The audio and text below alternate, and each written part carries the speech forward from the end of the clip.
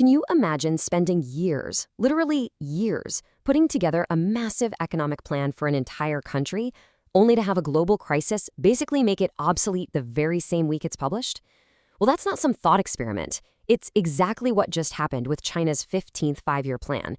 And the story of how it was rewritten in real time tells us something absolutely crucial about power, policy, and what really matters when things get serious.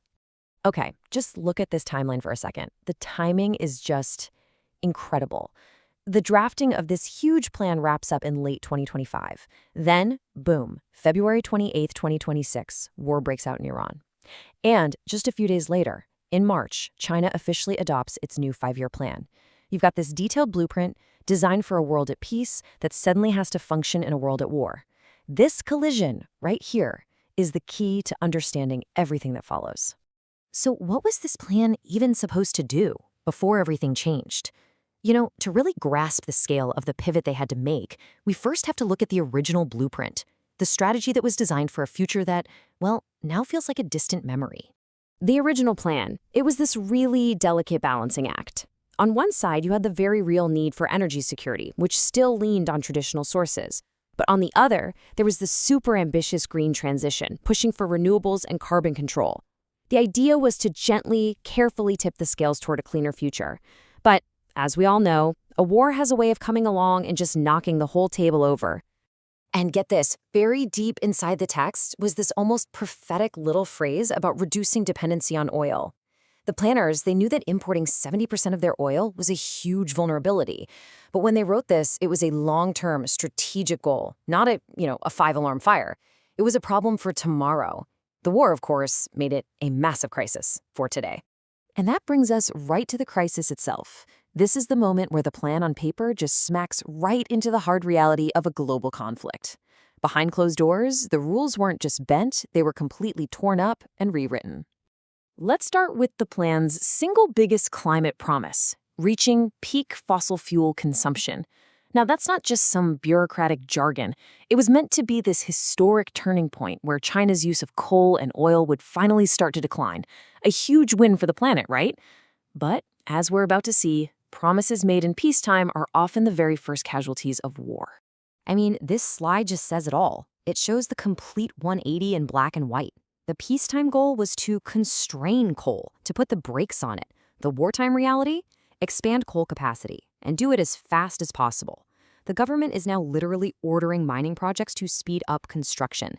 In the brutal calculus of a crisis, national security trumps everything, period. And this U-turn on coal, it wasn't just a one-off thing. Nope.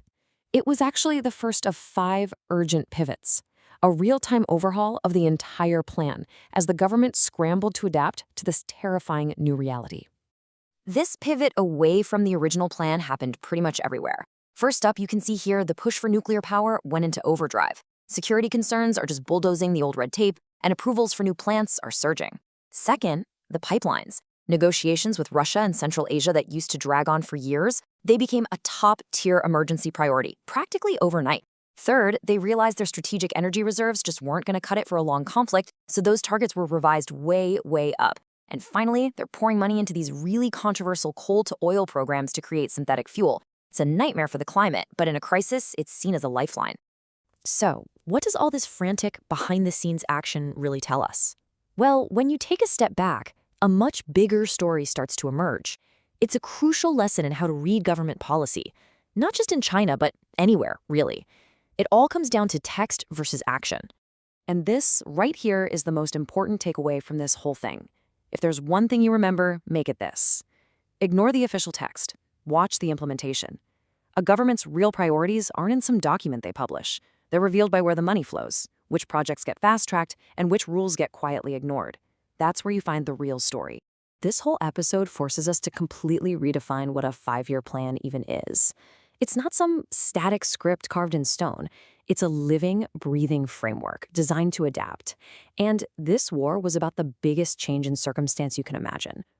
The plan was supposed to be a bridge from emissions growth to emissions decline. Instead, it's become a bridge from a peacetime energy policy to a wartime one. So that plan that was officially adopted back in March, it's basically a historical artifact now. It's radically different from the plan being implemented today. And this is just a powerful, real-time example of how fragile even the most detailed, long-term strategies can be in our volatile world. It really leaves us with a critical question.